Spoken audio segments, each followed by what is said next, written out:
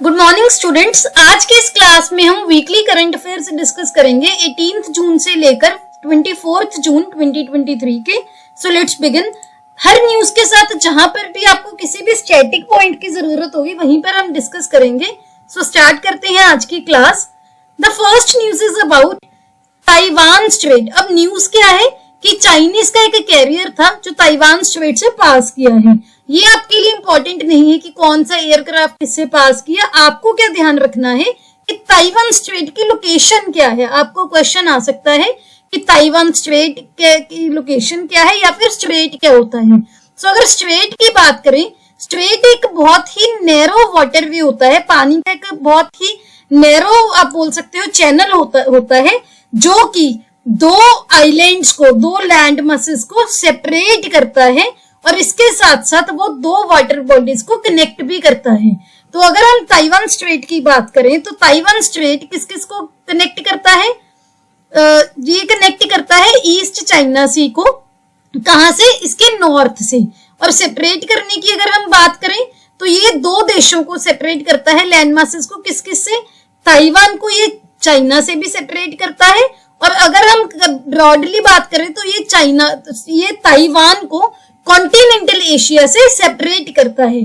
तो Taiwan straight दो चीजें हो गई, सेपरेट करता है ताइवान को कॉन्टिनेंटल एशिया से और अगर हम बात करें कनेक्शन की तो ये कनेक्ट करता है ईस्ट चाइना सी को और साउथ चाइना सी को नॉर्थ से। तो ये दोनों पॉइंट्स आपको ध्यान रखने हैं। ताइवान की क्या राजधानी क्या है? ताइपी है, ये भी आपको पता होना चाहिए। Next news is about Hindu Kush region. अब न्यूज क्या है? एक रिपोर्ट आई है कि अगर जो ग्लोबल वार्मिंग होती है जिसकी वजह से जो कार्बन एमिशंस होते हैं, अगर उसको बहुत तेजी से ड्रास्टिकली ना कम किया गया तो आइस का, जो पोलर रीजन के बाहर की आइस का 4/5 यानी कि 80% जो आइस है वो कम हो सकती है, लूज कर सकते हैं हम हिंदू कुश रीजन के। तो हिंदू कुश रीजन क्या है? यहाँ पर आप देख सकते हो, ये है हिंदू कुश रीजन, ये सारा हिंदू कुश रीजन है। हिंदू कुश रीजन है वो उसका जो स्पैन है, उसका जो स्ट्रेच है, कौन कौन से देशों में है? अफगानिस्तान में, बांग्लादेश में, भूटान में, चाइना में, इंडिया में, नेपाल में, म्यांमार में एंड पाकिस्तान में। ये आपको ध्यान रखना है। यहाँ पर खैबर पास है। खैबर पास आप अपनी हिस्ट्री की बुक्स में पढ़ते हो, बहुत ही इंपॉर्टेंट पास है जिसके थ्रू जो फॉरेन इन्वेडर्स थे, जो फॉरेन हमलावर थे, उन्होंने इंडिया पर हमले किए थे। तो आपको ये पता होना चाहिए। आगे हम बात करते हैं ग्लोबल जेंडर इंडेक्स की। सो ग्लोबल जेंडर इंडेक्स सबसे पहले तो आपको ये पता होना चाहिए कि कौन रिलीज करता है। ग्लोबल जेंडर इंडेक्स रिलीज करता है वर्ल्ड इकोनॉमिक फोरम। कौन रिलीज करता है? World economic forum. इंडिया की क्या रैंकिंग है? इंडिया का इस बार का रैंक है ग्लोबल जेंडर रिपोर्ट में, ग्लोबल जेंडर गैप रिपोर्ट में, इंडेक्स में 127, जो कि पिछली बार से इंप्रूव हुआ है। पिछली बार कितना था? 146 था। तो इंडिया की ग्लोबल जेंडर इंडेक्स में जो रैंकिंग है इंप्रूव हुई है। अगर हम बात करें कि इंडिया का जो पैरिटी है यानी कि इकोनॉमिक पार्टिसिपेशन अगर देखें जेंडर फीमेल और मेल्स की, उसमें पैरिटी, उसमें पार्टिसिपेशन, उसमें अपॉर्चुनिटी वो कितनी है? अभी सिर्फ 36.7% है। बाकी कंट्रीज बहुत आगे हैं इन द इकोनॉमिक पार्टिसिपेशन। अगर हम एजुकेशन में एनरोलमेंट की बात करें तो वहां पर गर्ल्स भी एजुकेशन में बहुत सारे देशों में उनकी एनरोलमेंट भी बहुत अच्छी है कंपेरेटिव टू इंडिया। तो अगर बात करें टॉप किसने किया? आइसलैंड ने इसमें टॉप किया है। सेकंड नंबर पर है नॉर्वे और इंडिया की कितनी रैंकिंग है? 127।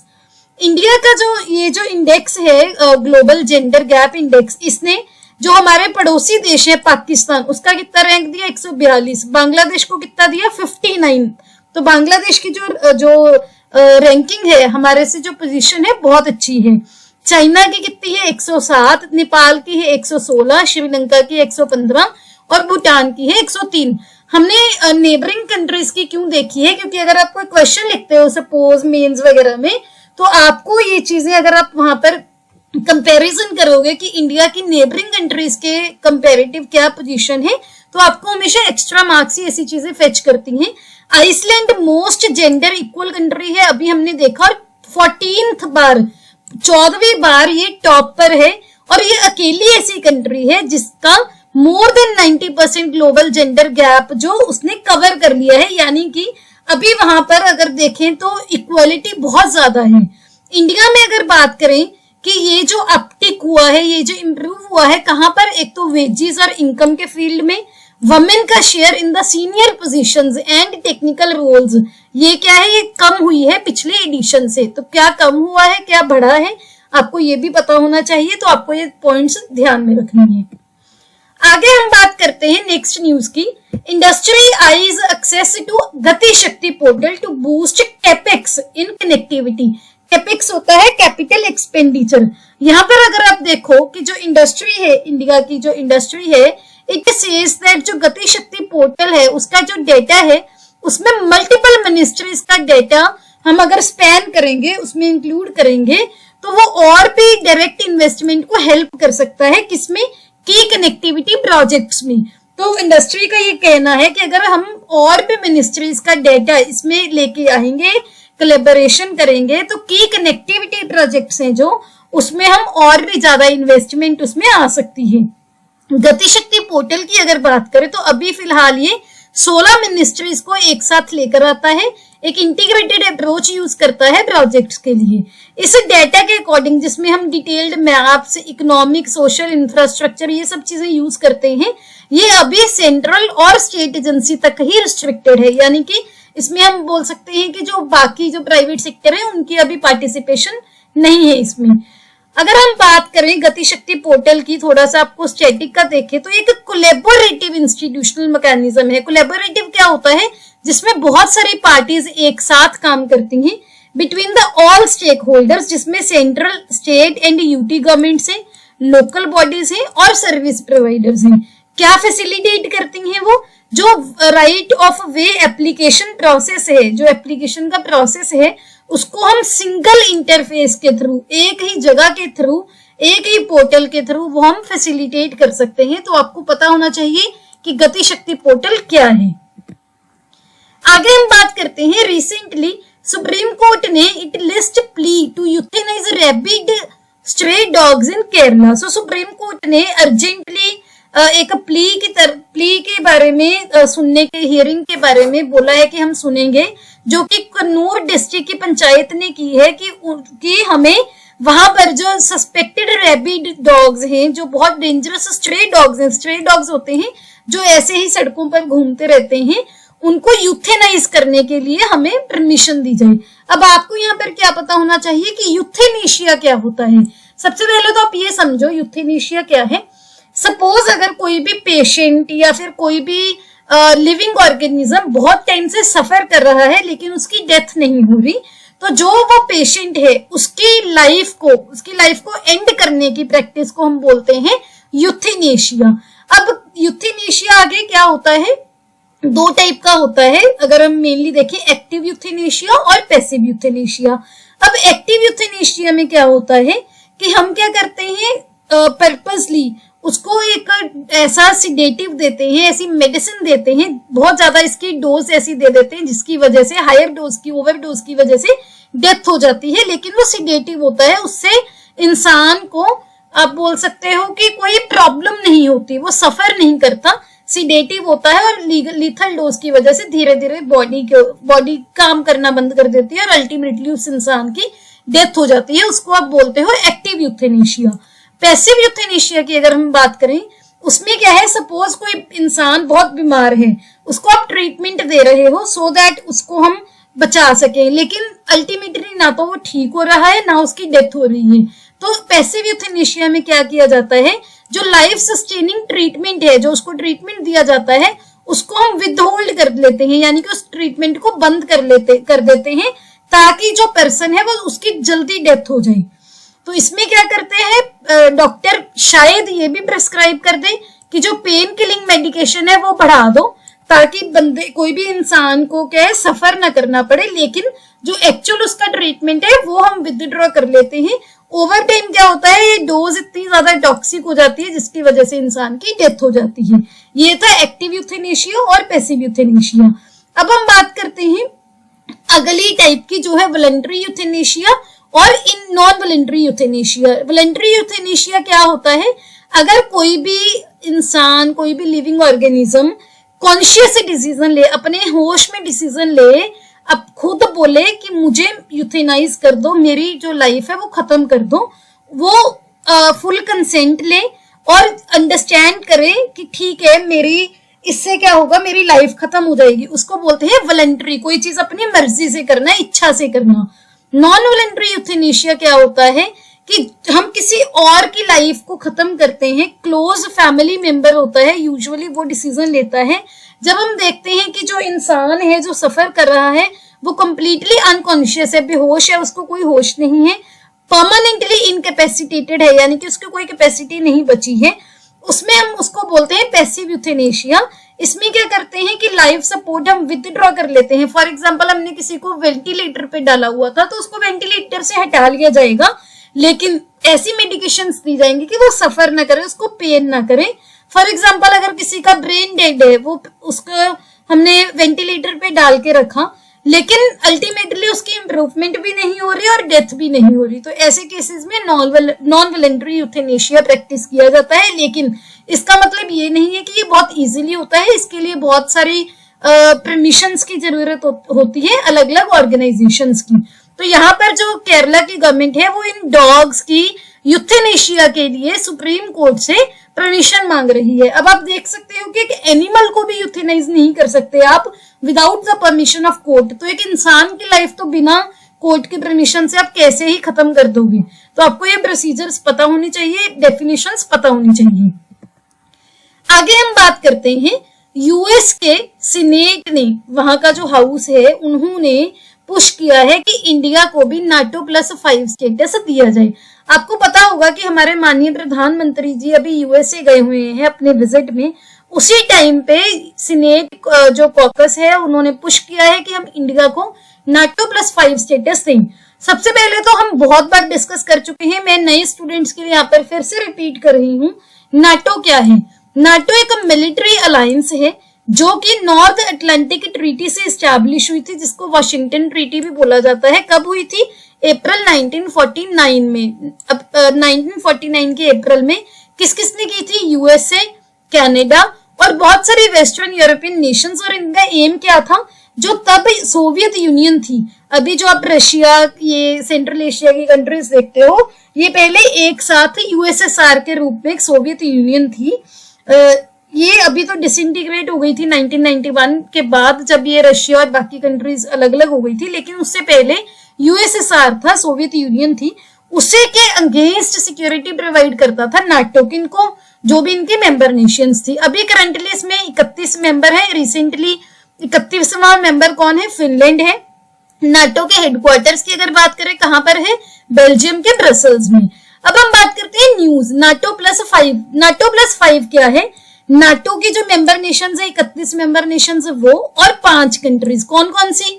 Australia, New Zealand, South Korea, Japan और इजराइल। ये है NATO+5।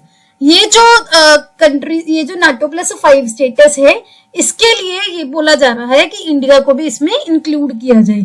अगर इसको इसमें इंडिया को जो है ऐड किया जाएगा, जो वहां का सीनेट है उन्होंने क्या प्रपोज किया है कि NATO+5 अरेंजमेंट है जहां पर यूएसए एबल है to transfer little bureaucratic interface as possible as a defense equipment in a very strong way। USA की इसमें से काफी ज्यादा है। यूएसए जो बोल सकते हो आप, वहां पर जो ट्रांसफर बोल रहा है कि इंडिया को हम इसमें ट्रांसफर करें, NATO+5 स्टेटस में इंडिया को इंक्लूड करें, यूएसए की ये पावर है, इसमें वो एक्सरसाइज करना चाहता है। One of the most effective ways to improve India का डिफेंस कैपेबिलिटी, ये क्या है? यूएसए के सीनेट ने बोला है कि it is one of the most effective way जिससे हम इंडिया की डिफेंस कैपेबिलिटीज को इंक्रीज कर सकते हैं, इंडिया और यूएसए की डिफेंस ट्रेड को भी इंक्रीज कर सकते हैं। जो मोदी गवर्नमेंट के ह्यूमन राइट्स रिकॉर्ड है, उनके अकॉर्डिंग जो मिस्टर वार्नर है, जो मार्क वार्नर है, इन्होंने बोला है कि स्टेट डिपार्टमेंट ये इश्यूज को भी रेज करेगा और ये होप करेगा कि इंडियन गवर्नमेंट रीअफर्म करे कमिटमेंट टू डेमोक्रेसी की, वो लोकतंत्र को किसी भी वे में डिस्टर्ब नहीं करेंगे, इफेक्ट नहीं करेंगे। India one of the most powerful nation है वर्ल्ड का, तभी यूएसए का मानना है कि इसको हम नाटो +5 स्टेटस में ऐड करें। आगे हम बात करते हैं उड़ीसा की। सो उड़ीसा ने रिसेंटली एक स्कीम अप्रूव की है for provision of nutrition for women. इसका नाम क्या है? मुख्यमंत्री संपूर्ण पुष्टि योजना। तो अगर आपको कोई क्वेश्चन पूछ लिया जाए कि मुख्यमंत्री संपूर्ण पुष्टि योजना कौन सी स्टेट की है, उसका आंसर है उड़ीसा। जिसका एम क्या है? जो अडोलोसेंट गर्ल्स हैं, अडोलोसेंट गर्ल्स क्या होती हैं? जो 14 to 18 ईयर्स होती हैं, या फिर कई एक्ट्स में इनको 15 to 18 ईयर्स भी अडोलोसेंट को माना जाता है। तो आप मेजरली याद कर सकते हो इस एज ग्रुप की जो अडोलोसेंट गर्ल्स हैं उनका न्यूट्रिशनल आउटकम को इम्प्रूव करना है, प्रेग्नेंट वुमेन को और अंडरवेट चिल्ड्रन को, जो बच्चों का वेट कम है उनको भी इसमें इम्प्रूव करना है, न्यूट्रिशन प्रोवाइड करना है। आजकल एग्जाम्स में चाहे वो किसी भी स्टेट का एग्जाम हो या सेंटर का एग्जाम हो, उसमें मैच द फॉलोइंग में भी पूछ लेते हैं। एक साइड आपको स्कीम्स दे दी जाती हैं, एक साइड स्टेट्स दे दी जाती हैं। तो आपको सभी स्टेट्स की जो स्कीम्स है, जो स्पेशली जो न्यूज में है, वो आपको पता होना चाहिए। आगे हम बात करते हैं Larsen and Toubro, LNT and DRDO, defence research and development organisation जो इंडिया में है, उन्होंने एक पैक्ट साइन किया है। किसके लिए? AIP मॉड्यूल को बनाने के लिए। AIP मॉड्यूल क्या है? Air independent propulsion module. तो क्या है ये? जो 2 AIP मॉड्यूल को डेवलप करने के लिए इन्होंने कॉन्ट्रैक्ट साइन किया है। किसके लिए? जो कलवरी क्लास ऑफ सबमरीन्स है इंडियन नेवी की, हमने थोड़े दिन पहले ही डिस्कस किया था। जो प्रोजेक्ट 75 है, प्रोजेक्ट 75 के अंडर, जिसमें हमने 6 सबमरीन्स इंडक्ट की हैं इंडियन नेवी में कलवरी क्लास की। कौन कौन सी? अभी रिसेंटली हमने कौन सी की है? जो वेला है, वगीर है, वागशीर है, खंदेरी है। तो ये ऐसे 6 जो नेवी में हमने इंडक्ट किए हैं सबमरीन्स, उन्हीं के air independent propulsion system module को डेवलप करने के लिए ये जो पैक्ट है साइन हुआ है। ये अभी रिसेंटली इसमें जो 6 INS इंडक्ट की गई है, हमने कुछ दिन पहले डिस्कस भी किया था। तो आपको ये पता होना चाहिए कि कौन कौन सी जो कंपनीज है, कौन कौन सी ऑर्गेनाइजेशन ने ऐसा कोई पैक्ट साइन किया है। नेक्स्ट हम बात करते हैं, रिसेंटली G20 के एजुकेशन मिनिस्टर्स की मीटिंग हुई थी पुणे में, जहां पर उन्होंने बोला है कि हम इक्विटेबल यूज ऑफ AI को परमिट करेंगे। इक्विटेबल यूज क्या है AI का? कि हर स्टेक होल्डर को, हर आप बोल सकते हो जो भी उसमें पार्टीज इन्वॉल्व हैं, उनको इक्वलिटी ऑफ अपॉर्चुनिटी दी जाए, उनको जो बेनिफिट इक्वल दिया जाए। G20 मेंबर्स ने एग्री किया है कि उनको काम करने की जरूरत है। किसके लिए? Resilient, equitable, inclusive and sustainable future via education. Education के through resilient, equitable, inclusive and sustainable future को डेवलप करने के लिए, जिसमें वो age, gender, socio economic challenges हैं उनको ओवरकम करने के लिए काम करेंगे। अब यहाँ पे AI टर्म का यूज हुआ है, तो AI क्या है? AI क्या है? Artificial intelligence. Artificial intelligence computer की ऐसी क्षमता को, ऐसी एबिलिटी को बोला जाता है, या किसी रोबोट की ऐसी एबिलिटी को बोला जाता है जो कि कंप्यूटर एक कंट्रोल करता है ऐसे टास्क करने के लिए जो कि यूजुअली इंसान करते हैं, क्योंकि उनको ह्यूमन इंटेलिजेंस चाहिए होती है एंड डिसर्नमेंट चाहिए होती है, इसीलिए उसको, लेकिन काम आर्टिफिशियली हो रहा है। तो आर्टिफिशियल प्लस ह्यूमन इंटेलिजेंस, उसको कंबाइन करके बोला जाता है आर्टिफिशियल इंटेलिजेंस। आगे हम बात करते हैं GE aerospace and Hindustan aeronautics limited, इन दोनों ने मेमोरेंडम ऑफ अंडरस्टैंडिंग साइन किया है। किसके लिए? इंडिया में जेट इंजन्स की मैन्युफैक्चरिंग करने के लिए।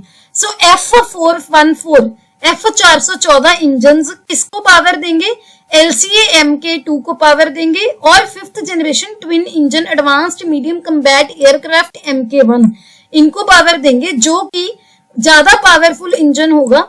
F414 पावर्ड एयरक्राफ्ट है, वो अभी 8 नेशंस में ऑलरेडी यूज में है।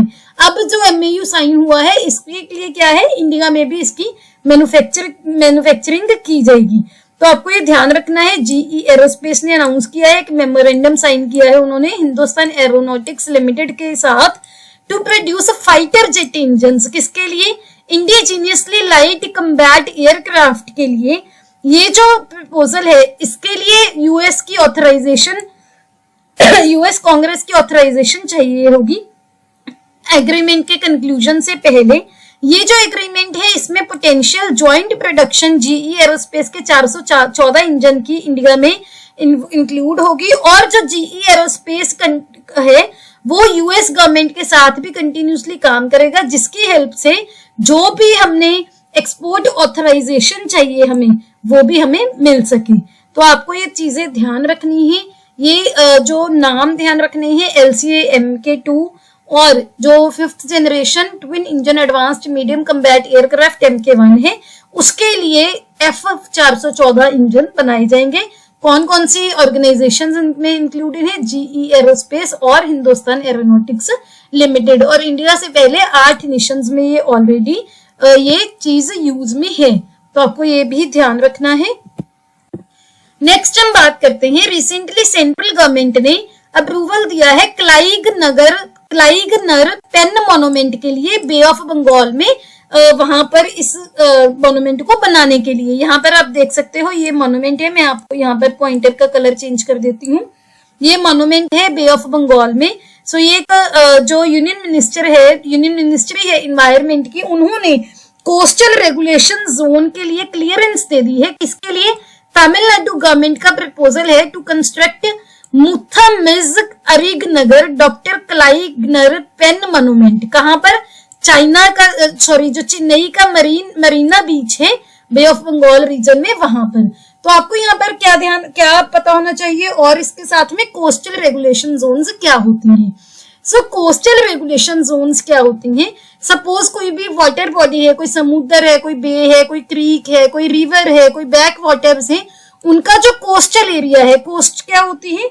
वहां का जो तट होते हैं, वहां पर जो एरिया है, जो 500 मीटर तक अगर कोई टाइड आती है, उससे हाई टाइड लाइन से जो इन्फ्लुएंस होती है हाई टाइड लाइन से, और जो land piece low tide line और हाई टाइड लाइन के बीच में लाई करता है, उसको बोलते हैं कोस्टल रेगुलेशन जोन, और इसको डिक्लेयर किया गया था 1991 में। इसकी डिक्लेरेशन किसने की थी? Ministry of environment, forest and climate change ने। किस एक्ट के अंडर? एनवायरनमेंट प्रोटेक्शन एक्ट 1986 के अंडर। इंडिया की अगर बात करें तो कोस्टल रेगुलेशन जोन रूल है वो ह्यूमन और इंडस्ट्रियल एक्टिविटी को गवर्न करते हैं कोस्ट लाइन के पास, सो दैट जो वहां का फ्रेजाइल इकोसिस्टम है, फ्रेजाइल इकोसिस्टम होता है जो बहुत जल्दी जो डिस्टर्बेंस से अफेक्ट होता है, वो कुछ एक्टिविटीज को रिस्ट्रिक्ट करते हैं, प्रोहिबिट करते हैं। फॉर एग्जांपल बहुत बड़ी कंस्ट्रक्शंस नहीं इस एरिया में हो सकती, नई इंडस्ट्रीज नहीं हम वहां पर सेटअप कर सकते, कोई हजार्डियस कोई टॉक्सिक मटेरियल है, कोई खतरनाक मटेरियल है, उसको डिस्पोज नहीं कर सकते, माइनिंग नहीं कर सकते। जो भी सर्टेन डिस्टेंस है कोस्ट लाइन का, उसके अराउंड हम ये काम नहीं कर सकते। नेक्स्ट हम बात करते हैं, रिसेंटली 21 जून को समर सोलिस्टिस था। अब समर सोलिस्टिस क्या होता है? 21 जून को नॉर्दर्न हेमिस्फीयर में, आपको पता होगा कि ग्लोब को हम, अर्थ को हम 2 हेमिस्फीयर में डिवाइड करते हैं, एक नॉर्दर्न एक जो सदर्न हेमिस्फीयर है। नॉर्दर्न हेमिस्फीयर में सबसे लंबा दिन, सबसे बड़ा दिन होता है 21 जून को, इसको हम बोलते हैं समर सोलिस्टिस। इस टाइम पे जो भी नॉर्दर्न हेमिस्फीयर में देश होते हैं वो सूरज के पास में होते हैं, और सूरज की जो किरणें हैं वो ट्रॉपिक ऑफ कैंसर के ओवरहेड होती हैं। यहाँ पर एक मैंने डायग्राम की हेल्प से आपको समझाने की कोशिश की है। जैसे ये सन को रिप्रेजेंट किया है, ये सनलाइट की रेज हैं। ये जो अर्थ है ये अपनी एक्सिस पर रोटेट करती है। इस टाइम पे 21 जून को जो सन की रेज हैं वो डायरेक्टली कहाँ पर पड़ रही हैं? ट्रॉपिक ऑफ कैंसर में। तो ये आप देख सकते हो, ये इक्वेटर है, इक्वेटर के ऊपर नॉर्दर्न हेमिस्फीयर में ट्रॉपिक ऑफ कैंसर पे बिल्कुल डायरेक्टली ये रेज पड़ती हैं। इसी वजह से नॉर्दर्न हेमिस्फीयर में समर होता है और सदर्न हेमिस्फीयर में इस टाइम पे विंटर होता है। यहाँ पर आप इसी डायग्राम से भी समझ सकते हो, ये सन की रेज है, ये एरो से बताई गई है। ये किस पर डायरेक्टली हो रही है? ये इस यहाँ पर आप देख सकते हो, इस लाइन से ट्रॉपिक ऑफ कैंसर को रिप्रेजेंट किया गया है यहाँ पर। तो आपको पता होना चाहिए समर सोलिस्टिस क्या है, विंटर सोलिस्टिस क्या है, इक्विनॉक्स क्या है, सभी चीजें आपको पता होनी चाहिए। नेक्स्ट हम बात करते हैं, रिसेंटली हमारे माननीय प्रधानमंत्री नरेंद्र मोदी जी ने अपनी मन की बात में मियावाकी फॉरेस्ट को मेंशन किया था। तो मियावाकी फॉरेस्ट क्या है? मियावाकी एक मेथड है डेंस अर्बन फॉरेस्ट को क्रिएट करने का स्मॉल एरियाज में। कैसे? जैसे मान लो स्मॉल बहुत छोटा एक अर्बन एरिया है। अर्बन क्या होता है? जो शहरी एरिया है, वहां पर हम बहुत घना फॉरेस्ट जंगल को क्रिएट करेंगे। किस मेथड से? मियावाकी मेथड से। मियावाकी मेथड एक जापानीज बॉटनिस्ट ने दिया था जिसका नाम है अकीरा मियावाकी। इन्हीं के नाम पर इस मेथड का नाम रखा गया है। इस मेथड में क्या किया जाता है? 2 से लेकर 4 different type of indigenous trees को, इंडिजीनियस ट्रीज होते हैं जो वहीं पर मिलते हैं, उनको प्लांट किया जाता है 1-1 स्क्वायर मीटर की डिस्टेंस पर। यहाँ पर आप देख सकते हो within 1 every square metre 2 से 4 different method, different types of indigenous trees लगाए जाते हैं। मुंबई की सिविक बॉडी ने इस मेथड को यूज करके 64 फॉरेस्ट डेवलप भी किए हैं। यहाँ पर आप देख सकते हो बहुत नजदीक बहुत घने ये जो जंगल है ये बनाए जाते हैं। यहाँ पर क्या होता है? अलग अलग टाइप के जो ट्रीज है लगाए जाते हैं सो दैट सबकी रिक्वायरमेंट अलग हो, सबकी जो सोइल से न्यूट्रिएंट की रिक्वायरमेंट डिफरेंट हो, सो दैट वो एक दूसरे की ग्रोथ को हिंडर भी ना करें। तो अगर आपको क्वेश्चन आता है कि मियावाकी फॉरेस्ट क्या है, आपको पता होना चाहिए, या फिर मियावाकी फॉरेस्ट की एग्जांपल को आप अपने एसेज में, क्वेश्चंस में कोट भी कर सकती हो। आगे हम बात करते हैं, रिसेंटली आपको पता होगा कर्नाटका में नई कांग्रेस गवर्नमेंट इलेक्ट हुई है। उन्होंने एक फ्री राइस स्कीम अनाउंस की थी जिसका क्या नाम है? अन्न भाग्य स्कीम। तो जो ये अन्न भाग्य स्कीम है इसमें अभी क्या है? बिल्कुल फ्री ऑफ कॉस्ट लोगों को जो चावल की सप्लाई की जाएगी, कुछ क्वांटम ऑफ राइस। लेकिन प्रॉब्लम क्या है? अभी वहां पर जो कर्नाटका है उनके पास ना ही तो जो राइस की क्वांटिटी उनको चाहिए वो है, और ना ही जो उनको इतना फंड चाहिए वो उनको सेंट्रल गवर्नमेंट से मिल रहा है। इसी वजह से ये काफी कंट्रोवर्सी में है। इस स्कीम के अंडर उन्होंने प्लान किया है कि जो पहले बीपीएल लोगों को, बिलो पॉवर्टी लाइन के लोगों को 5 किलो जो चावल दिए जाते थे उसको हम बढ़ाकर 10 किलो कर देंगे। तो इसी वजह से उनको हेल्प करने के लिए पंजाब की गवर्नमेंट ने बोला है कि हम आपको हेल्प करेंगे। यहाँ पर आपको क्या क्या पॉइंट ध्यान रखने हैं? स्कीम का नाम, स्कीम का एम, क्या उसमें जो चेंज किया गया है। आगे हम बात करते हैं, रिसेंटली आर्कियोलॉजिस्ट ने mesolithic era rock paintings Andhra Pradesh के गुंटूर एरिया में उनको मिली है। यहाँ पर आप देख सकते हैं ये जो व्हाइट कलर से एक पेंटिंग है, आपको पता होगा अगर आप अपनी एंशिएंट हिस्ट्री की बुक्स में पढ़ते हो कि जो पैलियोलिथिक, मीजोलिथिक और न्यूलिथिक एरिया था उनमें अलग अलग टाइप की रॉक पेंटिंग्स मिली है, देखा जाता है। तो मीजोलिथिक एरिया की अगर बात करें तो मीजोलिथिक में ऐसी पेंटिंग्स बनाई जाती थी। इस पेंटिंग में क्या दिखाया गया है कि एक इंसान जो है हल की हेल्प से, जो हल होता है उससे खेतों में काम कर रहा है। ये जो व्हाइट कलर का यहाँ पर मटेरियल यूज किया गया है वो मीजोलिथिक एरा में ऐसे ही नेचुरल प्रोडक्ट्स को यूज करके पेंटिंग का मटेरियल बनाया जाता था। यहाँ पर आप देख सकते हो कि जब इन्होंने लोअर कृष्णा वैली रिवर को वहां पर इन्होंने इन्वेस्टिगेशन की तो एक नई प्री हिस्टोरिक रॉक पेंटिंग मिली। कहाँ पर? ओरवा कल्लू नाम के जो हिल है वहां के रॉक शेल्टर्स में। इनकी जब इन्वेस्टिगेशन की गई तो वहां पर उन्होंने देखा कि कौन सा मटेरियल यूज किया है। इसमें ओक्रे मटेरियल यूज किया है जो कि क्ले, सैंड, फेरिक ऑक्साइड, इन तीनों का एक पिगमेंट होता है।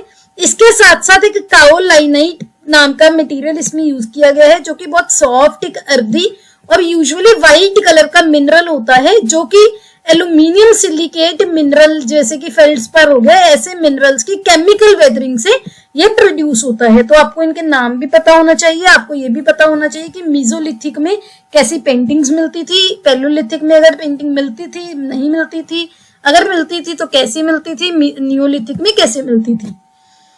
आगे हम बात करते हैं, इंडिया ने रिसेंटली आईएनएस किरपान को वियतनाम को गिफ्ट किया है। तो आपको बस इसका नाम याद रखना है। अगर क्वेश्चन आता है कि इंडिया ने आईएनएस किरपान कौन से देश को गिफ्ट की है, या फिर इंडिया ने वियतनाम को कौन सी जो नेवल शिप है वो गिफ्ट की है। ये जो आईएनएस थी ये इंडिजीनियसली इंडिया में ही बनी हुई इन सर्विस मिसाइल थी जो ऑलरेडी सर्विस में थी, वियतनाम को दी है सो दैट वियतनाम अपनी नेवल कैपेबिलिटीज को इम्प्रूव कर सके। आगे हम बात करते हैं, अभी मणिपुर में आपको पता होगा कि कुकी कम्युनिटी, मीटी कम्युनिटी, इनमें बहुत ज्यादा जो इश्यूज चल रहे हैं, जिसकी वजह से अभी जो गवर्नमेंट ने बोला है कि प्रेसिडेंट रूल ही वहां पर लास्ट ऑप्शन है। अब प्रेसिडेंट रूल क्या होता है वो आपका होमवर्क है कि प्रेसिडेंट रूल कौन से आर्टिकल के अंदर लगाया जाता है। चलो मैं आपको आर्टिकल बता देती हूँ। आर्टिकल 356 के अंदर प्रेसिडेंट रूल इंप्लीमेंट किया जाता है। ये आपको होमवर्क है, आपको इसके बारे में पढ़ना है। अगर आप इसके बारे में पढ़ते हैं तो आप कमेंट सेक्शन में भी बता सकते हैं, सो दैट बाकी स्टूडेंट्स को भी हेल्प हो जाए। नेक्स्ट हम बात करते हैं यूनिफॉर्म सिविल कोड की। यूनिफॉर्म सिविल कोड एक डीपीएसपी है, directive principle of state policy है इंडिया में। इंडिया के कॉन्स्टिट्यूशन में जो पार्ट 4 में डीपीएसपी है।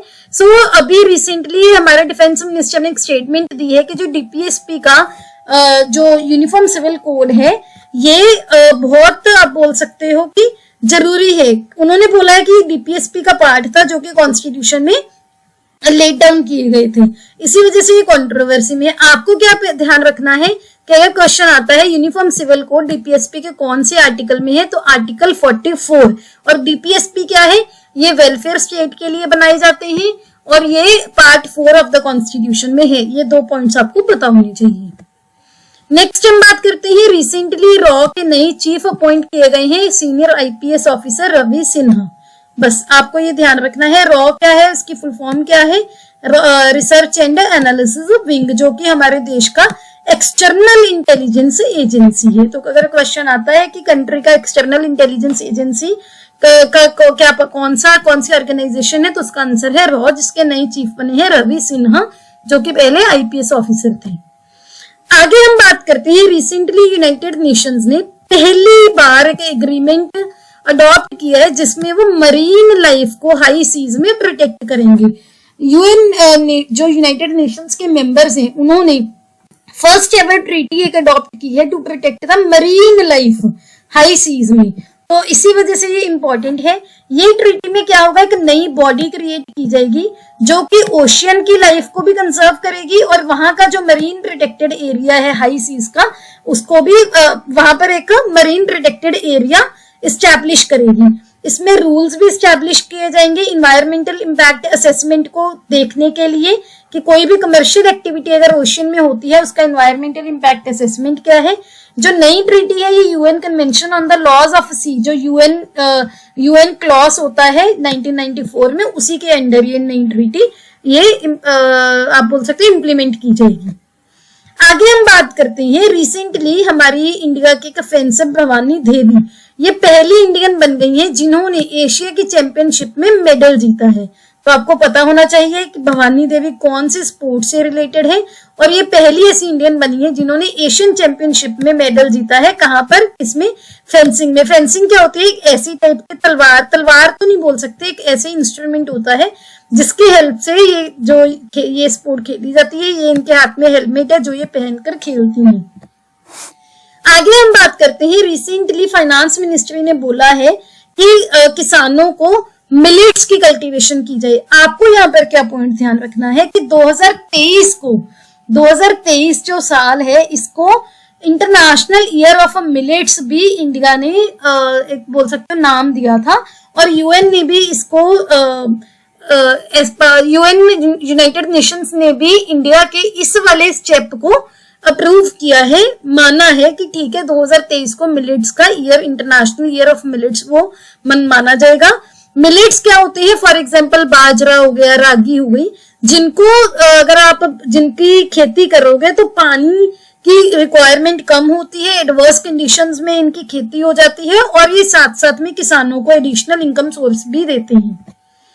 आगे हम बात करते हैं, रिसेंटली सबसे महंगा आम जिसका नाम है मियाजाकी, वो वेस्ट बंगाल के एक मॉल में डिस्प्ले किया गया था, जिसका माना जा रहा है कि अराउंड 2.75 लाख पर केजी, 2.75 लाख 1 किलो आम की कॉस्ट है मियाजाकी आम की। ये इसकी पिक्चर है, आप यहाँ पर देख सकते हो मियाजाकी आम। तो अगर आपको क्वेश्चन आ जाए कि मियाजाकी न्यूज में है क्या है, तो ये मोस्ट एक्सपेंसिव मैंगो है जिसको रिसेंटली वेस्ट बंगाल में डिस्प्ले किया गया है।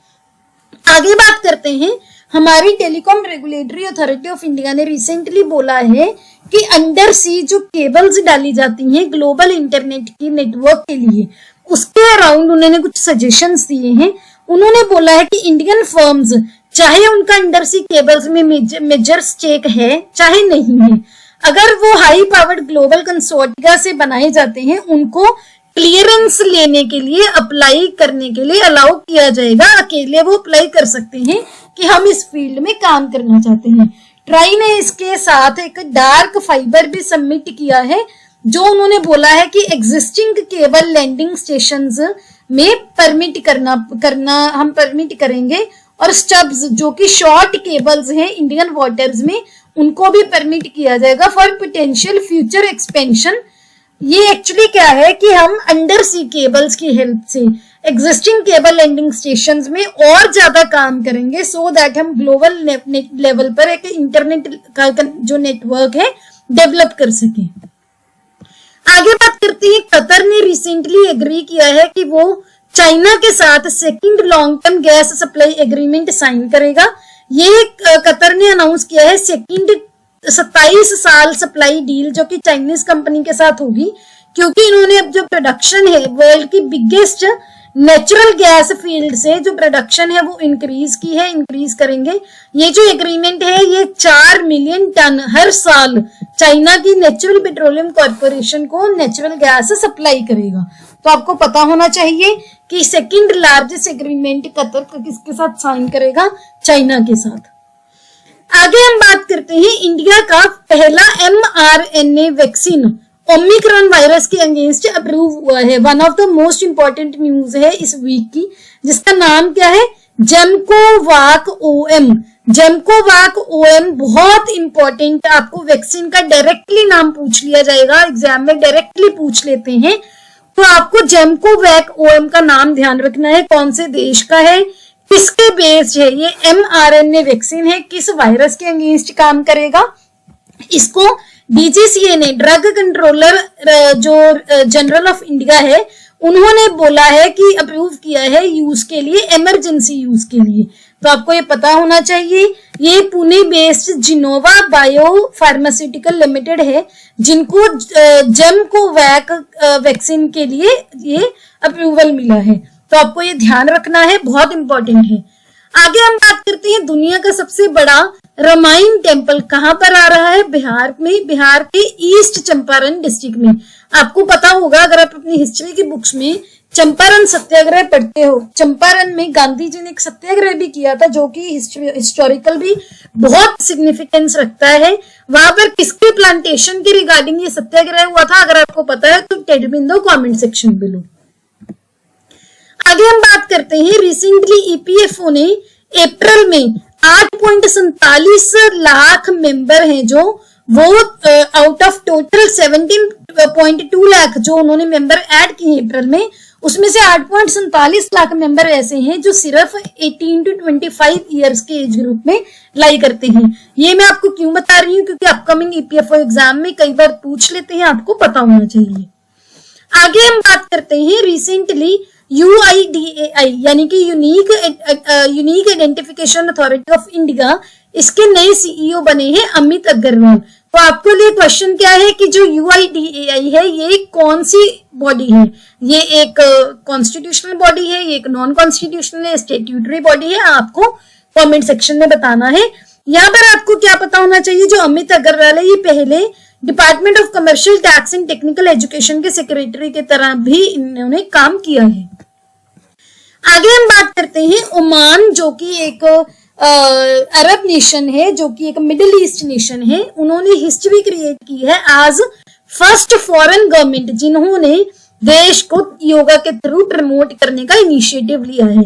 सो जो ओमान की इंडियन एम्बेसी है, उन्होंने एक यूनिक वीडियो इंट्रोड्यूस किया है जिसका नाम है सोलफुल योगा सेरेन ओमान, जो कि इंटरनेशनल डे ऑफ योगा जो कि 21 जून को मनाया गया था, उस दिन ये वीडियो रिलीज किया गया है।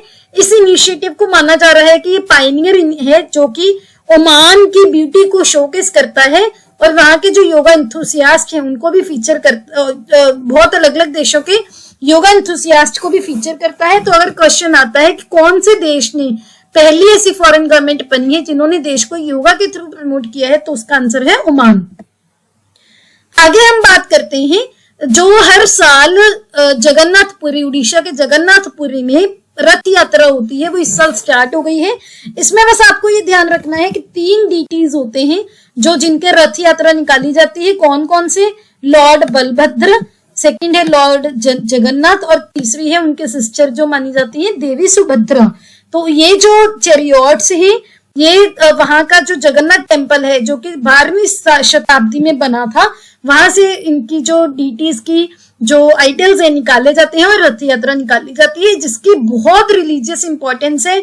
बहुत लाखों में लोग यहाँ पर इकट्ठे होते हैं। आप यहाँ पर पिक्चर भी देख सकते हो कितनी ज्यादा भीड़ है इस रथ यात्रा में। तो आपको तीनों गॉड्स के नाम ध्यान रखने हैं। आगे हम बात करते हैं, रिसेंटली पंजाब की स्टेट असेंबली ने एक बिल पास किया है जो यूनिवर्सिटी के चांसलर होते हैं, गवर्नर, जो अभी हर स्टेट में जो यूनिवर्सिटी के चांसलर होते हैं गवर्नर, उसको रिप्लेस किया जाएगा विद द चीफ मिनिस्टर। अगर ये बिल पास होता है तो अभी पंजाब की जो यूनिवर्सिटी है, पंजाब की यूनिवर्सिटीज, हम उनके गवर्नर उनके चांसलर कौन बन जाएंगे? Chief minister. तो इसका नाम क्या है? Punjab university laws amendment bill 2023। बस आपको इतना ही याद रखना है। आगे बात करते हैं, आपको पता होगा कि यूरो 2024 है वो जर्मनी में कंडक्ट किया जाएगा, जिसके लिए जो मैस्कॉट अनवील किया गया है टेडी बियर, जिसकी आप यहाँ पर पिक्चर देख सकते हो। नेक्स्ट ईयर यूरोपियन चैंपियनशिप जो कि जर्मनी में होनी है उसके लिए टेडी बियर का मैस्कॉट रिवील किया गया है। जो फैंस हैं उनको मौका दिया गया है कि आप एल्बर्ट, बर्नार्डो और बानहर्ड और हरनर्जी वॉन बार, इनमें से कोई भी आप नाम रख सकते हो इस टेडी बियर का, जो कि मैस्कॉट की तरह यूज होगा आने वाले यूरोपियन चैंपियनशिप में जो कि जर्मनी में होगा। आगे हम बात करते हैं, कुवैत की जो कुवैत में एम्बेसी ऑफ इंडिया है उन्होंने यूएन हैबिटेट के साथ एक आप बोल सकते हो कोलैबोरेशन किया है। किसके लिए? मिशन लाइफ के लिए। मिशन लाइफ हम बहुत बार डिस्कस कर चुके हैं, बहुत इंपॉर्टेंट है आपके अपकमिंग एग्जाम्स के लिए। लाइफ की क्या फुल फॉर्म है? लाइफस्टाइल फॉर इन्वायरमेंट इनिशिएटिव, जो कि इंडिया गवर्नमेंट का है, जिसका एम क्या है कि जो भी इंडिविजुअल्स हैं उनको ग्लोबल क्लाइमेट एक्शन के लिए एक साथ लाया जाए, सर्कुलर इकोनॉमी प्रमोट की जाए और माइंडफुल यूटिलाइजेशन, किसी भी चीज को अपने यूटिलाइज करना है, सोच समझ के करना है, सो दैट हम इन्वायरमेंट को सेव कर सकें। तो कुवैत में जो एम्बेसी ऑफ इंडिया है वो यूनाइटेड नेशंस हैबिटेट ऑफिस है कुवैत का, उनके साथ एसोसिएशन में उन्होंने एक रिसेंटली बीच क्लीनिंग इवेंट भी ऑर्गेनाइज किया था to promote environmental awareness and community participation. आगे बात करते हैं, रिसेंटली चाइना और पाकिस्तान ने न्यूक्लियर प्लांट डील एक साइन की है, जिसमें क्या होगा, ये $4.8 बिलियन की डील हुई है, जिसमें चाइना को आप बोल सकते हो पाकिस्तान को चाइना हेल्प करेगा to set up 1200 megawatt nuclear power plant as a sign of increasing strategic cooperation between the two allies. तो आपको पता होगा अगर आप इंटरनेशनल रिलेशंस पढ़ते हो कि हमेशा से ही चाइना पाकिस्तान को हेल्प करता आ रहा है। तो ये जो इनिशिएटिव है, ये जो न्यूक्लियर प्लांट डील है, ये भी चाइना ने पाकिस्तान को हेल्प करने के लिए की है, जो कि जिसकी हेल्प से हम 1200 मेगावाट न्यूक्लियर पावर प्लांट वहां पर एस्टैब्लिश किया जाएगा।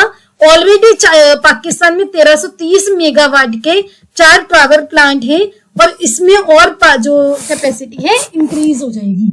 आपको बस ये याद रखना है कौन से देश ने पाकिस्तान के साथ ऐसी डील की है, और साथ में आपको ऐसी एग्जांपल्स आप इंटरनेशनल रिलेशंस के क्वेश्चंस में भी डील आप कोट कर सकते हो।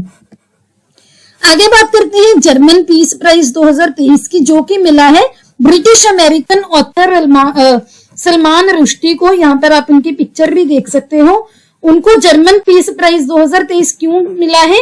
उनके लिटरेरी वर्क्स के लिए, और जो उन्होंने पॉजिटिव एटीट्यूड दिखाया in the face of constant danger, इसी की वजह से उनको ये अवार्ड मिला है। ये जो कैश प्राइज होता है अराउंड $27,300 का, और अगर यूरोस में देखो 25,000 यूरोस का। आगे बात करते हैं, रिसेंटली इलॉन मस्क की जो कंपनी स्पेसएक्स है, उन्होंने इंडोनेशिया का एक नया कम्युनिकेशन सैटेलाइट ऑर्बिट में प्लेस किया है, जिसका नाम है सातरिया 1 कम्युनिकेशन सैटेलाइट। बस आपको क्या ध्यान रखना है कि सातरिया 1 कम्युनिकेशन सैटेलाइट है, कौन से देश का है, इंडोनेशिया का, कौन सी कंपनी ने इसको डिप्लॉय किया है। क्या इसका इसकी डिप्लॉय करने के लिए कौन सा रॉकेट यूज हुआ? Falcon 9 rocket. फाल्कन 9 रॉकेट बहुत न्यूज में रहता है, आपको याद ही होगा, अब तक तो याद हो गया होगा कि ये स्पेसएक्स का है। और जो सात्रिया है इसकी फुल फॉर्म क्या है? Satellite of the Republic of Indonesia. बस आपको ये चीजें ध्यान रखनी है। आगे हम बात करते हैं, रिसेंटली इंडिया में सबसे बड़ी एक नेचुरल आर्क रिवील की गई है। आर्क कैसे होती है? अब यहाँ पर ऐसे बीच में से हॉलो होती है, मैं यहाँ पर पिक्चर लगाना भूल गई। जियोलॉजिकल सर्वे ऑफ इंडिया ने रिसेंटली इंडिया की सबसे बड़ी नेचुरल आर्क डिस्कवर की है। कहां पर? उड़ीसा के सुंदरगढ़ डिस्ट्रिक्ट में। तो अगर आपको पूछ लिया जाए कि इंडिया की सबसे बड़ी नेचुरल आर्क कहां पर रिसेंटली डिस्कवर की गई है? उड़ीसा के सुंदरगढ़ डिस्ट्रिक्ट में, जो कि वहां की कन्निका रेंज में लाइक करता है। ये जो सुंदरगढ़ डिस्ट्रिक्ट है, ये उनकी जो कन्निका रेंज है, ये जियो हेरिटेज साइट भी है। अगर ये होती है तो ये इसको भी जियो हेरिटेज टैग मिल जाएगा। ये जो नेचुरल आर्क है इंडिया की ऑलरेडी जो इस आर्क के अलावा इंडिया की जो आर्क है, एक है तिरुपति की तिरुमल्ला हिल्स में और दूसरी है अंडमान एंड निकोबार में। लेकिन अभी जो सुंदरगढ़ में आर्क मिली है, उससे दोनों ही तिरुमल्ला हिल्स की भी और अंडमान निकोबार की भी दोनों ये छोटी हैं इससे। आगे हम बात करते हैं, रिसेंटली सेंट्रल गवर्नमेंट ने दक्षता कोर्स सूट एक लॉन्च किया है आई गॉट प्लेटफॉर्म पे। तो सबसे पहले तो आप आई गॉट प्लेटफॉर्म देखो क्या है। ये एक ऑनलाइन प्लेटफॉर्म है सिविल सर्विसेज ऑफिसर्स की कैपेसिटी बिल्डिंग के लिए। इसमें 5 फंक्शनल सेंटर कंबाइन किए गए हैं। कौन कौन से? Online learning, competency management, career management, discussion and networking. So central government ने नई कलेक्शन ऑफ कोर्स एक इंट्रोड्यूस किया है जिसका नाम है दक्षता। ये मिनिस्ट्री ऑफ पर्सोनल ने अनाउंस किया है। दक्षता की क्या फुल फॉर्म है? Development of attitude, knowledge, skills for holistic change in administration, जिसका एम क्या है? यंग प्रोफेशनल्स की स्किल्स को एनहांस करना। ये जो मिशन है, इसमें smart, citizen friendly, future ready public workforce बनाई जाएगी, जो कि गवर्नमेंट की thrust on skill development and holistic transformation की लाइन में होगी। आगे हम बात करते हैं, रिसेंटली सीबीआईसी ने एक रिपोर्ट रिलीज की है जिसका नाम है नेशनल टाइम रिलीज स्टडी 2023, जिसमें एम क्या था? जो भी इंपोर्ट एक्सपोर्ट होते हैं उसमें वैल्यूएबल इंसाइट करना। इस रिपोर्ट के अकॉर्डिंग जो कस्टम अथॉरिटीज ने ये रिपोर्ट रिलीज की है कि जो इंपोर्ट है, एवरेज इंपोर्ट रिलीज टाइम है, वो हमारा कम हो गया है। तो एक पॉजिटिव रिपोर्ट है कि अगर आप समझो इंपोर्ट रिलीज टाइम जो 20% से कम हो गया है for inland container depot, air cargo complex के लिए 11% और सी पोर्ट के लिए 9%। ये आपके लिए डेटा याद करना इतना जरूरी नहीं है। अगर आप आंसर में कोट करना चाहो तो आप कर सकते हो। नेक्स्ट हम पढ़ते हैं जो रिसेंटली यूएनडीपी ने जेंडर सोशल नॉर्म्स इंडेक्स दिया है। यहाँ पर आपको कंफ्यूज नहीं होना, ग्लोबल जेंडर गैप इंडेक्स था वर्ल्ड इकोनॉमिक फोरम का, जो हमने अभी प्रीवियस स्लाइड्स में पढ़ा। और ये क्या है? ये यूएनडीपी का जेंडर सोशल नॉर्म्स इंडेक्स है, जिसमें ग्लोबल पॉपुलेशन की 85% पॉपुलेशन कवर की जाती है। इसमें लोगों का एटीट्यूड ट्रैक किया जाता है towards the women in 4 dimensions. कौन कौन सी? Political, educational, economic and physical integrity. Physical में क्या है, क्या क्या देखा जाता है कि क्या जो मैन है वो वुमेन के लिए बेटर पॉलिटिकल लीडर्स, वुमेन से बेटर पॉलिटिकल लीडर्स है, क्या वुमेन को मेन की तरह पॉलिटिकल फील्ड में सेम राइट्स हैं। एजुकेशनल फील्ड में क्या देखा जाता है कि क्या किसी भी रीजन में वुमेन के लिए भी एजुकेशन को उतनी इंपॉर्टेंस दी जाती है। सिमिलरली इकोनॉमिक में क्या देखा जाता है कि जो वुमेन है क्या वो बेटर बिजनेस एग्जीक्यूटिव मैन के इक्वल बन सकती हैं। और फिजिकल इंटीग्रिटी में क्या देखा जाता है कि किसी भी एरिया में क्या प्रॉक्सी है वुमेन के रिप्रोडक्टिव राइट्स के लिए और इंटीमेट पार्टनर वायलेंस के लिए। आगे हम बात करते हैं जुल्ली लद्दाख की, जो कि इंडियन नेवी ने कंडक्ट की है। कहां पर? लद्दाख में। इसका एम क्या है? वहां की यूथ और सिविल सोसाइटी को एंगेज करना। किसके लिए? वहां की जो सर्विस है, इंडियन नेवी की सर्विस है, उसके बारे में अवेयरनेस के रेज करने के लिए। आगे है वाई ब्रेक, जो कि मिनिस्ट्री ऑफ आयुष ने इंट्रोड्यूस किया है। वाई ब्रेक में क्या होगा? ऑफिसेज में 5 मिनट का ब्रेक दिया जाएगा योगा के लिए, जिसमें आसन, प्राणायाम और ध्यान तीनों इंक्लूडेड है।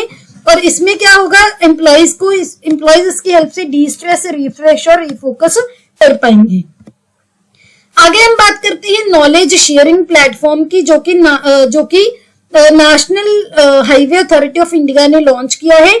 इस प्लेटफॉर्म से क्या वो करेंगे, एक्सपर्ट्स के साथ और सिटीजन्स के साथ काम करेंगे। जो भी सिटीजन्स या एक्सपर्ट नॉलेज शेयर करना चाहते हैं किन फील्ड में, रोड डिजाइन, इन्वायरमेंटल सस्टेनेबिलिटी, उनको मौका दिया जाएगा कि आप एक प्लेटफॉर्म पर अपनी नॉलेज शेयर कर सकते हो। पूरी दुनिया से बेस्ट प्रैक्टिसेस को शेयर करने के लिए इस प्लेटफॉर्म पर इनकरेज किया जाएगा। आगे हम बात करते हैं JF-22 की, जो कि चाइना ने रिलीज किया है, वर्ल्ड का most powerful hypersonic wind tunnel. Hypersonic vehicle क्या होता है, जिसकी स्पीड साउंड की स्पीड से भी ज्यादा होती है या फिर मैक 4 से ज्यादा होती है, कम से कम 4 गुना। यहाँ पर आप देख सकते हो इसकी पिक्चर भी। ये JF-22 विंड टनल है जो चाइना के एरोस्पेस एम्बिशंस के लिए बहुत क्रूशियल है। आगे बात करते हैं LEED सर्टिफिकेशन के लिए, जो कि green business certification inc India, जो इंक द्वारा दी जाती है। इसके according India globally LEED 0 certified green building project में इंडिया का फर्स्ट रैंक है और इंडिया ने US और चाइना को भी पीछे छोड़ दिया है। LEED सर्टिफिकेशन की अगर बात करें तो इसके फुल फॉर्म क्या है, leadership in energy and environmental design. ये वर्ल्ड का most widely used green building rating system है। ये वर्चुअली सभी बिल्डिंग टाइप्स के लिए, सारे बिल्डिंग टाइप्स के लिए ये अवेलेबल है। इस सर्टिफिकेशन में क्या होता है, healthy, highly efficient, cost saving green building which offer environmental, social and governance benefits, ये सभी प्रोवाइड किए जाते हैं। ये ग्लोबली रिकॉग्नाइज्ड सिंबल है किसका, सस्टेनेबिलिटी, अचीवमेंट एंड लीडरशिप का। आगे हम बात करते हैं, रिसेंटली जापान की पार्लियामेंट ने एज ऑफ कंसेंट को 13 साल से बढ़ाकर 16 साल कर दिया है। ये 1907 में, इससे पहले चेंज किया गया था, 100 सालों के भी बाद ये चेंज किया गया है। एज ऑफ कंसेंट क्या होती है कि सेक्सुअल इंटरकोर्स के लिए जो आप बोल सकते हो किसी की कंसेंट लेनी, किसी की परमिशन लेनी। अगर हम बात करें, अगर किसी भी इंसान के साथ सेक्सुअल इंटरकोर्स में कोई इंसान इन्वॉल्व होता है 16 इयर्स से कम, तो उसको रेप माना जाएगा। इंडिया की अगर बात करें तो इंडिया में एज ऑफ कंसेंट 18 ईयर्स है। आगे हम बात करते हैं अबंडेंस इन मिलेट्स की, जो कि एक ग्रामी विनिंग इंडियन अमेरिकन सिंगर फालू ने सॉन्ग दिया है। आपको अभी मैंने बताया कि इंटरनेशनल ईयर ऑफ मिलेट्स 2023 को बोला गया था, डेजिग्नेट किया गया था, एक इंडिया का इनिशिएटिव था। तो ये जो Grammy award winning Indian American singer Falu हैं, उन्होंने ये सॉन्ग अबंडेंस इन मिलेट्स निकाला है to commemorate the celebration of the international year of millets. और ये हमारे प्रधानमंत्री जी का इनिशिएटिव है, जो 2023 को international year of millets announce करना, डिक्लेयर करना, उसी से इंस्पायर्ड है। और यूनाइटेड नेशन ने भी इसको अप्रूव किया है। इस सॉन्ग में हमारे प्रधानमंत्री जी को भी फीचर किया गया है।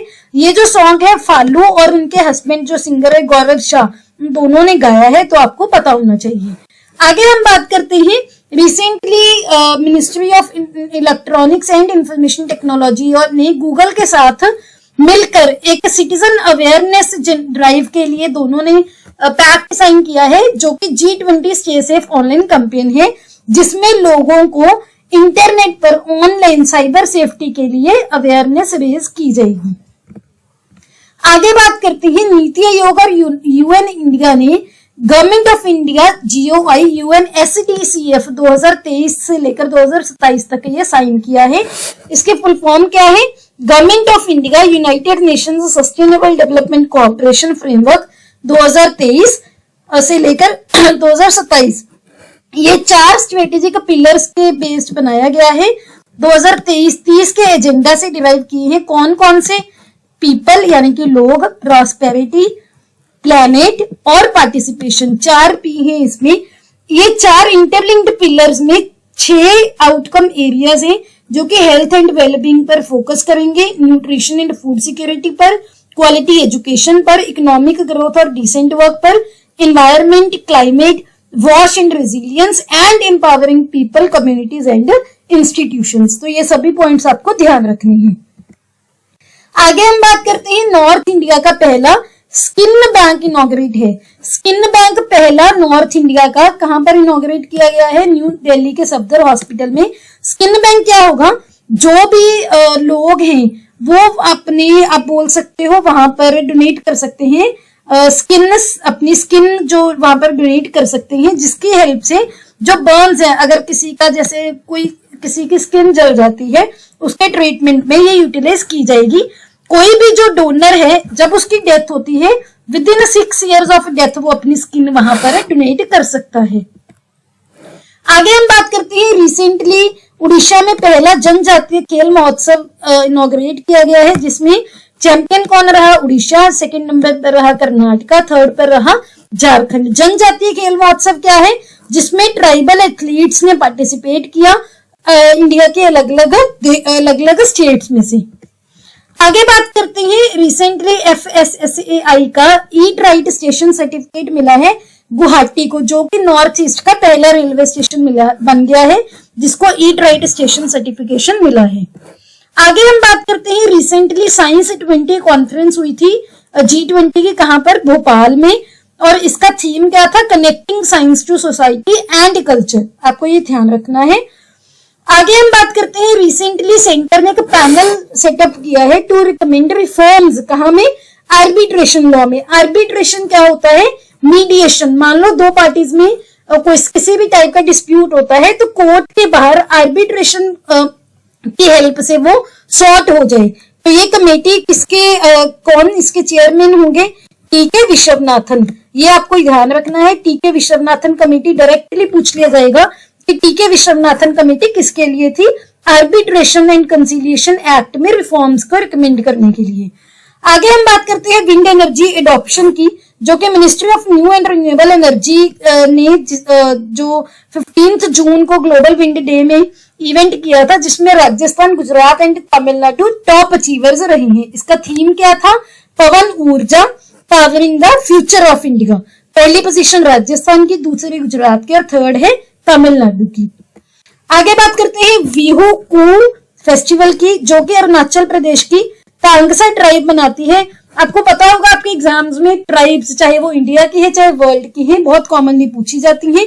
तो आपको पता होना चाहिए, तांगसा ट्राइब अरुणाचल प्रदेश की है, जो कि अपने एग्रीकल्चरल कस्टम्स और प्रैक्टिसेस के लिए जाना जाता है। बिहू कू का क्या मतलब होता है? पैडी ट्रांसप्लांटेशन फेस्टिवल, जिस फेस्टिवल से वो अपने एग्रीकल्चर सीजन की शुरुआत को मार्क करते हैं। आगे हम बात करते हैं, रिसेंटली डिफेंस मिनिस्ट्री ने MQ-9 रीपर ड्रोन डील एक अप्रूव की है। किसके साथ? USA के साथ। ये जो रीपर है, ये 9 हार्ड पॉइंट से आएगा, जो कि सेंसर्स और लेजर गाइड बॉम्ब को कैरी करने के कैपेबल होगा, besides air to ground missiles. आगे हम बात करते हैं ओपन मार्केट सेल स्कीम की, जो कि रिसेंटली डिसकंटिन्यू की है सेंट्रल गवर्नमेंट ने, regarding the sale of rice and wheat.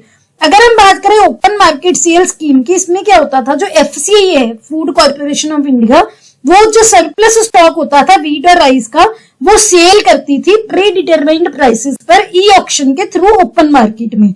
इसका ऑब्जेक्टिव क्या था? To enhance the supply of food grains, specially wheat और राइस। तो आपको ये ध्यान रखना है, रिसेंटली सेंट्रल गवर्नमेंट ने इसको डिसकंटिन्यू यानी कि खत्म कर दिया है, जो sale of rice and wheat है under the open market sale scheme. आगे बात करते हैं, रिसेंटली IEA यानी कि इंटरनेशनल एनर्जी एजेंसी की एक रिपोर्ट आई है, जिसके अकॉर्डिंग इंडिया ने चाइना को सरपास कर लिया है in the oil demand growth centre, कर लेगा India by the year of 2027। तो 2027 तक इंडिया में ऑयल की डिमांड की जो ग्रोथ है वो चाइना से भी ज्यादा हो जाएगी। तो आपको ये ध्यान रखना है। अभी करंटली USA, चाइना और इंडिया वर्ल्ड के 3rd लार्जेस्ट ऑयल कंज्यूमर्स हैं। सबसे ज्यादा ऑयल कंज्यूम होता है अभी USA में, दूसरे नंबर पर चाइना में, तीसरे नंबर पर इंडिया में। तो 2027 में इंडिया दूसरे नंबर पर आ जाएगा, चाइना को पीछे छोड़ देगा। आगे बात करते हैं, रिसेंटली रॉयटर्स इंस्टीट्यूट की डिजिटल न्यूज रिपोर्ट आई है, जिसके according DD India and all India radio को most trusted electronic media organisation देश में रिकॉग्नाइज किया गया है, आकाशवाणी और दूरदर्शन को। आगे हम बात करते हैं, नासा के कैसिनी स्पेसक्राफ्ट ने रिसेंटली शनि ग्रह का जो मून है वहां पर फॉस्फोरस आप बोल सकते हो डिस्कवर किया है।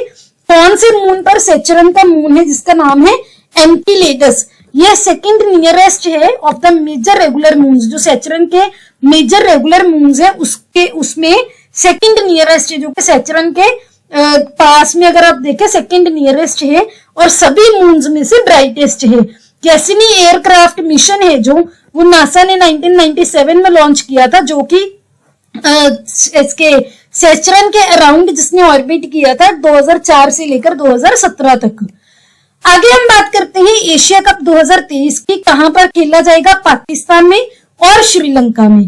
पहले ये टूर्नामेंट सारे ही पाकिस्तान में होने थे, लेकिन अभी रिसेंटली इसमें एक हाइब्रिड मॉडल अपनाया गया है, जिसमें क्या होगा 4 मैच तो पाकिस्तान में खेले जाएंगे और जो बाकी के 9 मैच है वो। नेक्स्ट हम बात करते हैं रिसेंटली इंडिया के badminton player Satwik Sairaj Rankireddy and Chirag Shetty ने जो वर्ल्ड चैंपियन थे मलेशिया के 2 प्लेयर्स को हराकर Indonesia open men's double title जीत लिया है, जो कि इंडोनेशिया के जकार्ता में हुआ था। यहाँ पर आप उनकी पिक्चर भी देख सकते हो मेडल्स और ट्रॉफीज के साथ। आगे बात करते हैं वर्ल्ड स्क्वैश चैंपियनशिप की। किसने जीता है? इजिप्ट ने। और किसको हराया इन्होंने? मलेशिया को। फर्स्ट नंबर पर रहा इजिप्ट, सेकंड पर मलेशिया और थर्ड प्लेस जो है वो किसने ज्वाइंटली वो किसकी रही? इंडिया और जापान की। और ये जो स्क्वैश चैंपियनशिप थे कहां पर हुए थे? इंडिया के तमिलनाडु के चेन्नई में, जिसमें 8 देशों ने पार्टिसिपेट किया था। आगे बात करते हैं India men's senior football team की, जिन्होंने रिसेंटली इंटर कॉन्टिनेंटल कप जीता है 2023 का और इन्होंने लेबनान की टीम को हराया है। ये जो फाइनल मैच था कहां पर हुआ था? भुवनेश्वर के कलिंगा स्टेडियम में। तो आपको ये भी ध्यान रखना है। आगे बात करते हैं, आपको पता होगा हमने कुछ दिन पहले डिस्कस किया था कि 37th नेशनल गेम्स इंडिया की गोवा में होने वाली हैं। तो रिसेंटली गोवा के चीफ मिनिस्टर ने अपकमिंग 37th नेशनल गेम्स के लिए मैस्कॉट एक रिवील किया है। यहाँ पर आप देख सकते हो ये मैस्कॉट है। मैं कलर चेंज कर देती हूँ, आपको पता चल जाएगा। ये मैस्कॉट है। और यहाँ पर हमने एक और चीज डिस्कस की थी कि पहली बार पंजाब का मार्शल आर्ट जो गतका है वो भी नेशनल गेम्स में इस बार फीचर किया जाएगा। ऑफिशियल मैस्कॉट का नाम क्या है? मोगा, जो कि एक बाइसन है जो कि गोवा की डिस्टिंक्ट आइडेंटिटी को रिप्रेजेंट करता है। आगे बात करते हैं, वुमेन कबड्डी लीग पहली इनॉग्रेट हुई है दुबई में। पहली बार वुमेन कबड्डी प्लेयर है इंडिया से, उनको अपॉर्चुनिटी दी गई है कि वो ग्लोबल स्टेज में अपनी स्किल्स को एग्जिबिट करें। तो आपको पता होना चाहिए इसमें कौन कौन सी टीम्स खेलेंगी। दिल्ली डायनामाइट्स हो गई, Gujarat angels, great Marathas, Haryana hustlers, Punjab panthers, Rajasthan riders, Uma Kolkata and Bengaluru hawks. यहाँ पर आप इनकी भी पिक्चर देख सकते हो। तो ये पहली बार हुआ है कि वुमेन कबड्डी प्लेयर्स इंडिया की उनको अपॉर्चुनिटी दी गई है, तो ये इंपॉर्टेंट है। आगे बात करते हैं, रिसेंटली हमारे वाइस प्रेसिडेंट जगदीप धनखड़ जी, उनको 4th नेशनल वाटर अवार्ड जो उन्होंने दिया है, उनको ये जो अवार्ड है उनको मिला है। ये जो अवार्ड है ये department of water resources, river development and Ganga rejuvenation ने अनाउंस किए हैं, जिसमें 41 विनर्स उन्होंने अनाउंस किए हैं। बेस्ट स्टेट का अवार्ड मिला है मध्य प्रदेश को। बेस्ट डिस्ट्रिक्ट का मिला है उड़ीसा के गंजम डिस्ट्रिक्ट को। उड़ीसा का गंजम डिस्ट्रिक्ट वहां के ऑलिव रिडले टर्टल्स की नेस्टिंग के लिए भी जाना जाता है। पंचायत का बेस्ट पंचायत का मिला है तेलंगाना की जगन्नाथपुरम विलेज पंचायत को। अर्बन लोकल बॉडी का चंडीगढ़ म्युनिसिपल कॉर्पोरेशन को। मीडिया कवरेज का मिला है advance water digest private limited Gurugram की को। हरियाणा को मिला है वहां का जमियातपुरम प्राइमरी स्कूल है वहां का। एक कैंपस यूसेज के लिए मिला है श्री माता वैष्णो देवी श्राइन बोर्ड रियासी जम्मू कश्मीर को। तो आपको ये ध्यान रखनी है। और हमारे वाइस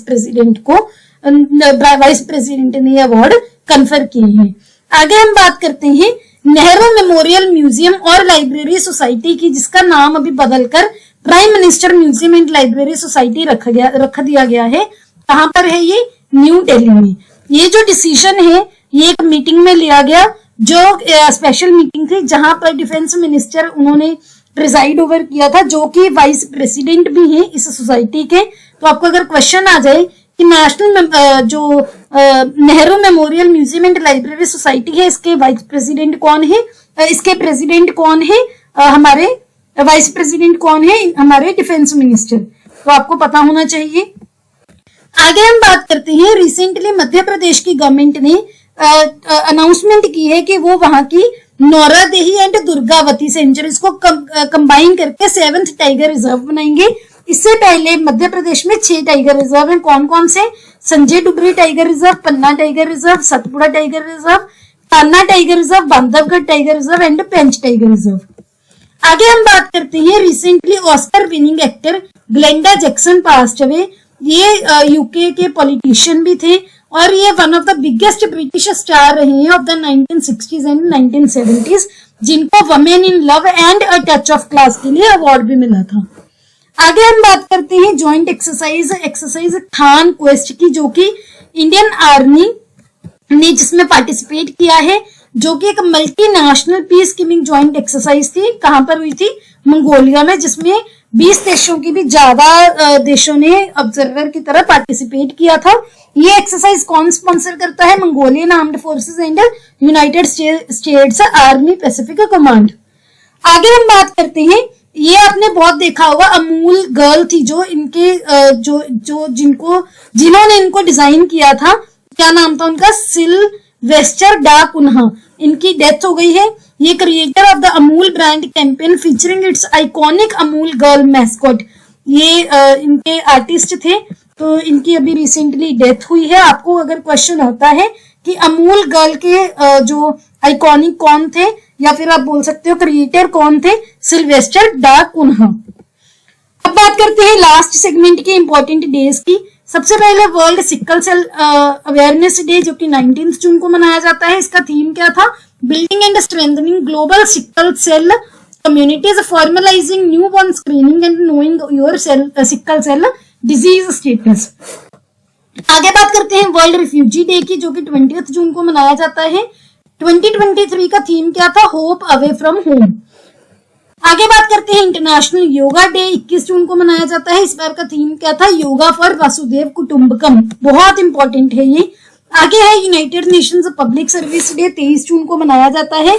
पब्लिक सर्विस के रोल की इंपॉर्टेंस रिकॉग्नाइज करने के लिए इन द डेवलपमेंट। आगे है इंटरनेशनल ओलंपिक्स डे, जो कि 23 जून को मनाया जाता है, जिसका इस बार का थीम था #लेट्स मूव। ये हमारे सोशल मीडिया के यूजर नेम है, ये हमारा टेलीग्राम का यूजर नेम है, जहां पर आपको इसकी PDF बिल्कुल फ्री ऑफ कॉस्ट मिल जाएगी और इनके लिंक आपको डिस्क्रिप्शन में मिल जाएंगे।